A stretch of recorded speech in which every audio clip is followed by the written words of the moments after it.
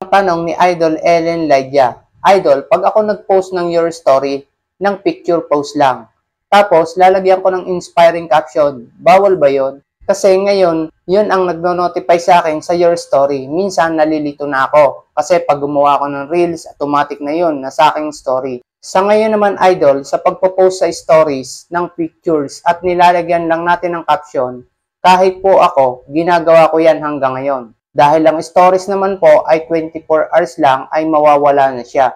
Hindi katulad ng content natin na pagka-upload natin ay patuloy na makikita ng mga viewers natin. Kaya sa palagay ko, Idol, hindi naman po ito bawal. Ang post po natin sa stories ay hindi katulad ng content natin na kapag ipinost natin ay hindi mawawala kung hindi natin i-delete ang mismong post. After 24 hours po, ang nasa stories natin ay tayo na lang ang maaring makakita. Makikita lang muli ito ng ating mga viewers kung i-reshare lang ulit natin. Hanggang ngayon naman, Idol, patuloy ko pa rin ginagawa yan ang mag-post ng picture na may kasamang caption sa stories.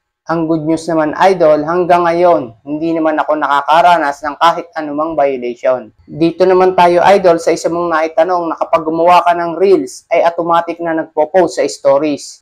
Malaking tulong, Idol, ang automatic na nagpo-post sa story ang ating reels video. Para every time na may upload tayo ng reels video, maaari agad makita ng viewers sa stories. Pero ikaw, Idol, ang magdidesisyon kung gusto mo na automatic ma-share sa stories o hindi. Para automatic, Idol, na ma-share ang reels mo sa stories, mag-example tayo. Halimbawa, magpo-post na tayo. Bago natin i-click itong share now, i-turn on muna natin itong share to your story. Sa akin, naka-turn on na yan, Idol. Kung sa'yo hindi pa naka-turn on, i-click mo lang yung share to your story. Make sure na naka-color blue yan, Idol. Halimbawa, hindi pa siya naka-turn on. Click natin. Ganito makikita. Share always at share once. Piliin natin yung share always para every time na mag-upload tayo ng reels video, automatic na ma-share siya sa stories. At paalala ko, Idol, ang mahalaga, Idol, ang content natin ay sumusunod sa content monetization policies. Laging i-double check ang mga content natin bago natin i-upload.